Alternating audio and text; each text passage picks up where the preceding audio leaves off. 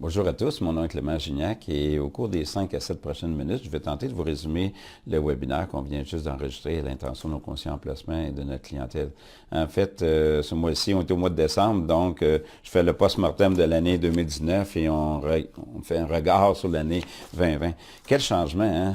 On est au mois de décembre, comme j'ai dit plus tôt, par rapport à décembre de l'an passé. Si on se souvient, décembre 2018, c'était pas tellement agréable. On avait eu un automne très, très difficile. En fait, le mois de décembre sera clôturé l'année passée, en décembre 2018, comme étant le pire mois de décembre depuis les années 30, avec un recul impressionnant. Je me souviens très bien, en début de cette année, d'ailleurs de 2019, les gens avaient beaucoup d'anxiété. Bon, on va-tu s'en aller en récession? Qu'est-ce qui va se passer? La majorité des portefeuilles avaient affiché des rendements négatifs. À la réalité, on avait été assez tôt en début d'année pour vous dire que s'il n'y avait pas de récession, et on ne prévoyait pas de récession, que l'histoire démontrait, parce que ce n'est pas la première fois qu'il y avait des corrections non plus, que habituellement le marché récupère assez rapidement les pertes importantes qu'il aurait subies. Et en fait, au lieu de prendre 6 à 9 mois, Wall Street aura pris à peine 4 mois finalement à récupérer les pertes. Donc, c'est pour ça que quand on investit à la bourse, il faut y aller pour le long terme.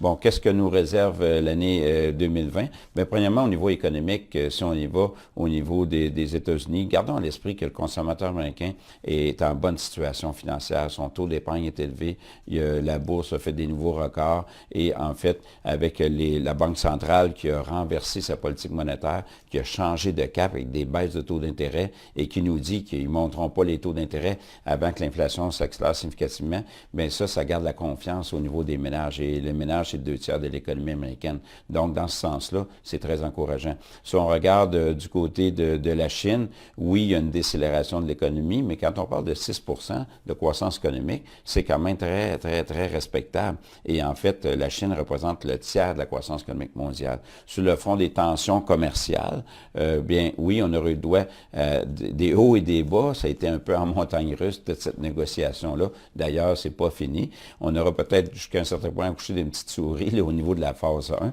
Quoi qu'il en soit, le fait qu'on a quand même une détente de ce côté-là et qu'on continue à négocier, c'est quand même de bon augure et ça rassure un peu les gens. Gardons à l'esprit que c'est un dossier complexe, la guerre commerciale entre la Chine et les États-Unis. C'est pas juste une guerre commerciale, c'est une guerre également technologique, qu'on pourrait dire. Donc, ça va prendre un certain temps.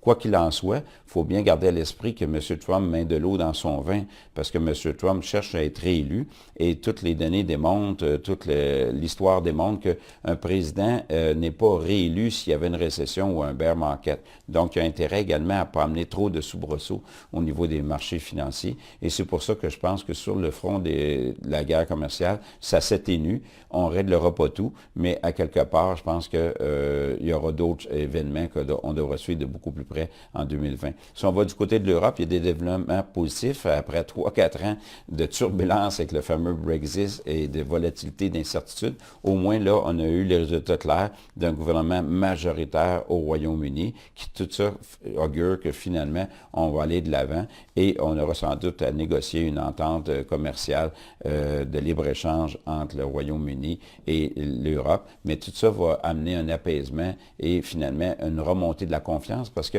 quand on a autant d'incertitudes, que ce soit sur le front de la guerre commerciale Chine-US, ou du côté du Brexit, c'est difficile pour les entreprises à ce moment-là d'investir, d'avoir confiance. Donc, ces développements-là, c'est des développements positifs qui suggèrent qu'on va avoir une expansion en 2020. Quant au Canada, bien, l'économie canadienne va bien. Vous savez que c'était la plus forte création d'emplois en 17 ans. Donc, on a un niveau de ratio d'emploi-population qui est plus élevé au Canada que le 10 ans et plus élevé que les Américains.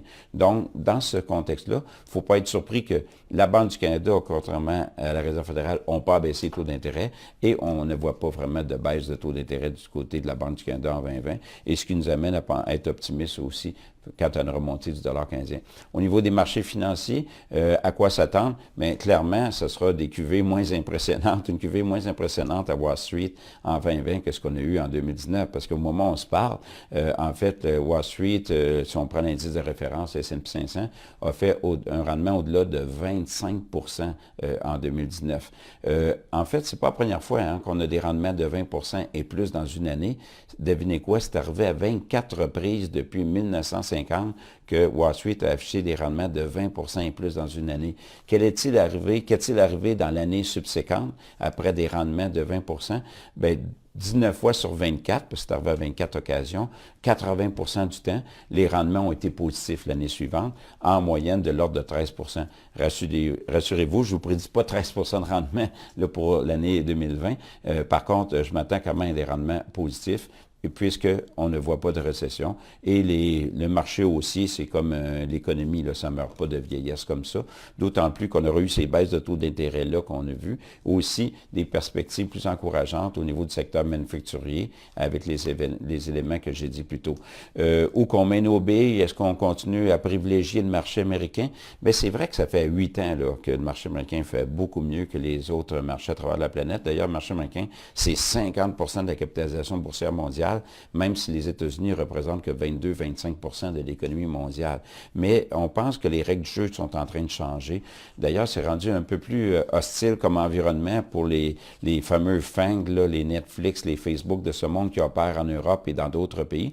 Pourquoi? Parce que les autorités réglementaires, les politiciens commencent à réaliser que cette domination-là des entreprises américaines sur leur territoire, bien, ça menace le filet de sécurité sociale. Donc, on commence à être plus hostile, on veut augmenter le taux de taxation, les rendre plus imputables également. Donc, dans ce sens-là, et compte tenu que les FANG, c'est quand même important au niveau de la bourse américaine, nous, on pense que, non pas qu'on est pessimiste sur le marché américain, mais on pense qu'en termes de risque-rendement, on a peut-être de belles opportunités si on regarde du côté de l'Europe, si on regarde aussi du côté des pays émergents. Vous savez, les pays émergents, c'est rendu que c'est 50 de la croissance économique mondiale, mais les marchés émergents, eux, ne représentent que 13 de la bourse mondiale. Donc, dans un contexte, la Réserve fédérale se met sur les lignes de côté. On pense que c'est bon d'augmenter l'exposition aux pays émergents. Quant au marché canadien également, beaucoup moins cher que le marché américain, on suggère également une surpondération. On pense que les titres de ressources naturelles aussi devraient mieux se comporter en 2020. Quoi qu'il en soit,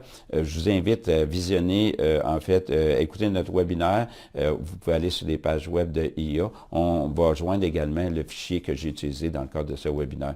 Et comme vous savez, étant donné que chacun d'entre nous, on a des horizons de placement différents, on a une tolérance aux risques différents et on a des objectifs de placement différents.